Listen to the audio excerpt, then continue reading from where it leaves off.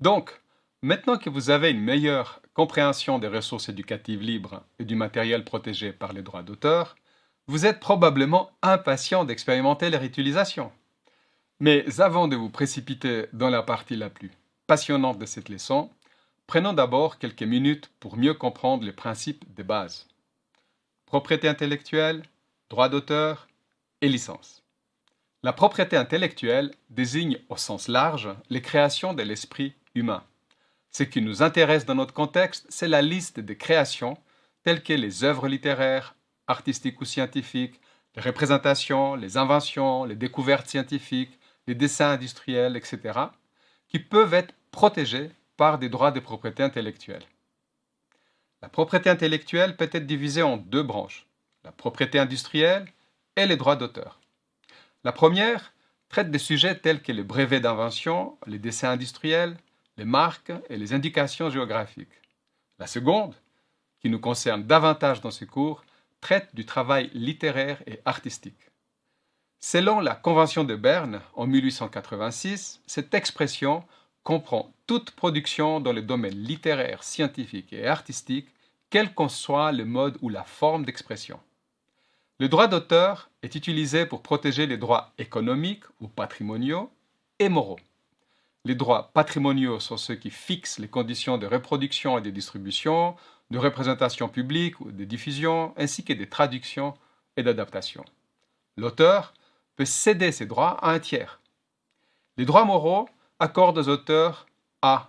Le droit de revendiquer la paternité de l'œuvre, c'est-à-dire ce qu'on appelle aussi le droit de paternité ou droit d'attribution, et B.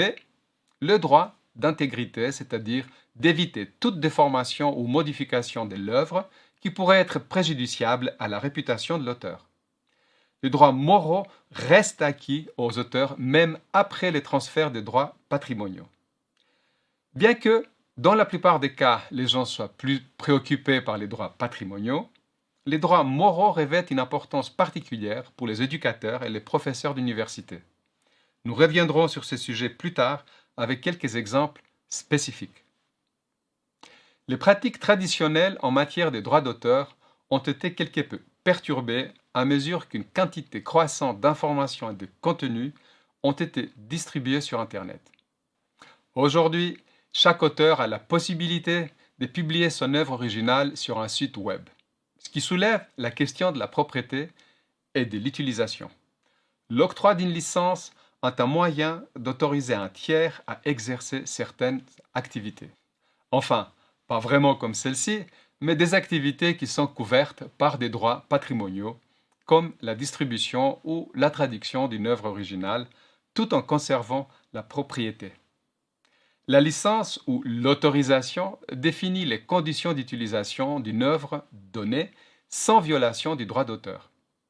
Les licences Creative Commons sont des licences des droits d'auteur publics qui permettent la libre distribution d'une œuvre autrement protégée par les droits d'auteur.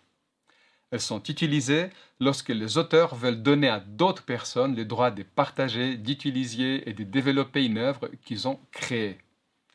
Comme les licences Creative Commons sont largement utilisées pour le matériel éducatif, nous les examinerons de plus près dans la prochaine section.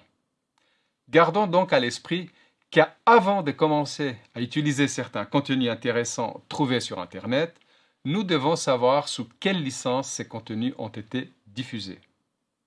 Nous vous invitons à prendre le temps de lire la documentation fournie dans cette section et de faire les quiz que nous avons préparés pour vous. Ceci devrait vous aider à vous familiariser avec les questions de propriété intellectuelle et des droits d'auteur avant que nous nous plongions dans les licences Creative Commons.